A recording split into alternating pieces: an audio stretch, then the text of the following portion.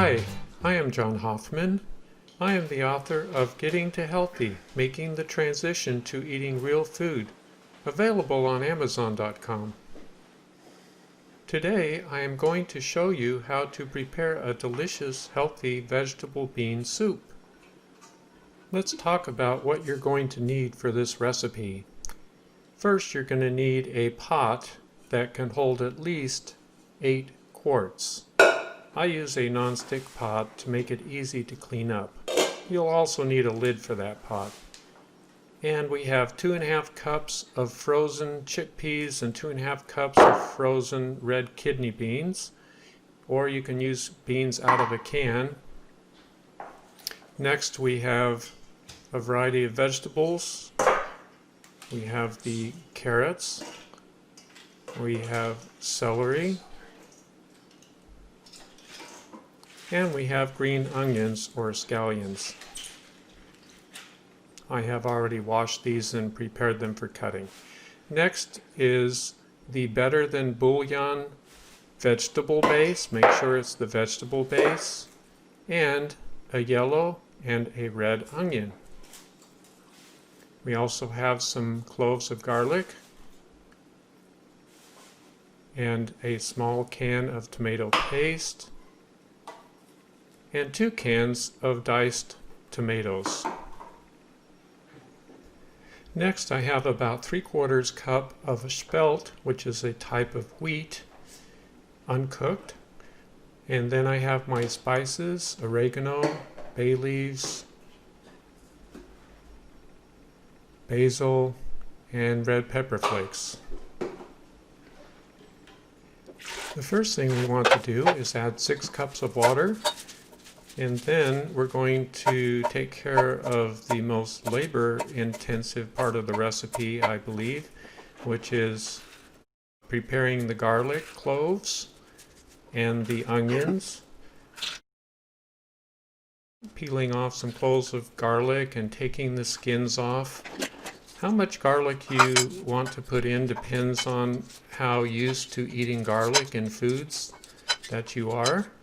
If you're not really that used to it, then I'd probably start out with about 2 or 3 cloves of garlic, maybe even 2, just until your tastes adjust to garlic. Now we're going to set that aside and let it sit, because there's some benefits of letting it sit for 20 minutes, as well as the onions after we finish chopping those up. I'm going to put them into a little chopper device, which helps me to speed up that process. And we want to chop up a yellow onion and a red onion and add those to the recipe. This is the part of the recipe where I always start to cry because of the onions. So just beware of that and expect it. So we'll finish those up and get them into a pan to let them sit for 20 minutes as well. Next, we'll open our can of tomato paste and add that to the water, and then the 2 cans of diced tomatoes. And now we're going to put in a couple of tablespoons of better than bouillon vegetable base. Put it back in the fridge. Now we throw in a couple of sage leaves and 2 teaspoons each of the basil and oregano, and about ½ a teaspoon of the red pepper flakes. Now I'm chopping up the celery. I'm using a whole stalk of celery for this recipe. I love the crunch that it adds to the soup. And then I add 2 or 3 bunches of green onions.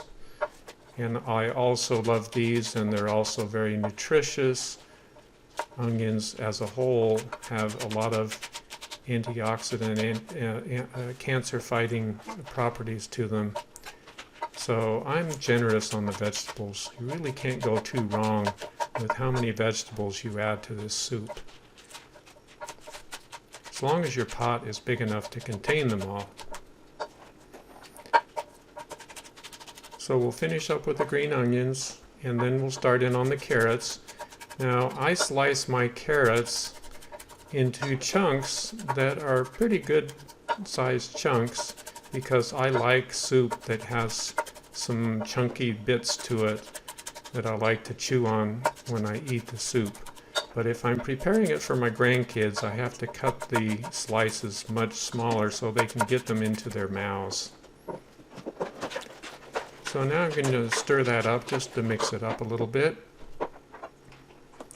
And now it's time to add the onions and the garlic. Give it another stir. We're going to start that heating on the stove. And now I'm going to add a couple of cups of frozen corn kernels.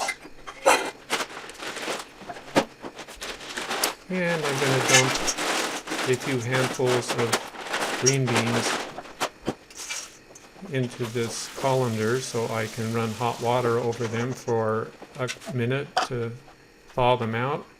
And now I'm going to cut those into bite-sized chunks and add them to the soup.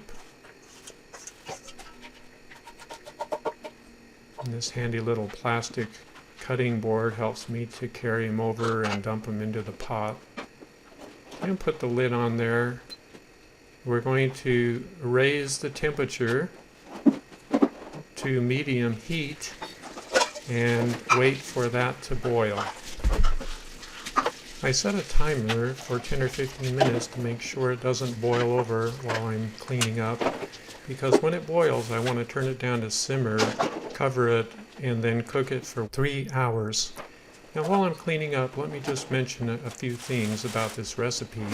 You don't want to not put in the better than bouillon vegetable base because it adds a lot of flavor to the soup. Also the tomato paste and the diced tomatoes and the spices. If you leave any of that out, it's going to taste like just vegetable water.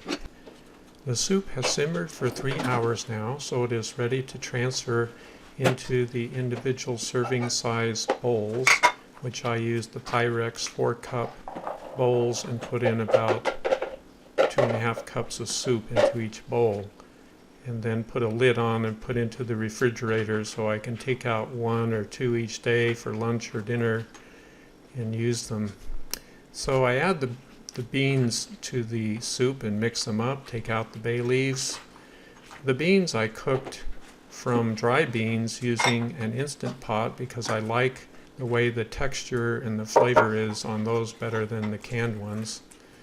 So that's a convenient way to cook the beans if you have dried beans. And now we just divide them up into the individual containers. I usually use a couple, 2.5 ladles of soup in each container. Just depends on how much soup you want to eat when you eat your meal. So divide them up appropriately. When you cover these with the lid, make sure that you try to include a little bubble of air in the lid so it bulges upward, because the soup is hot and when it cools that lid's going to be sucked down, and if you don't have a little bulge there you'll get a little concave lid which will remain there afterwards in your lid. So it's not critical, but it's just a little tip. So I add these to the fridge.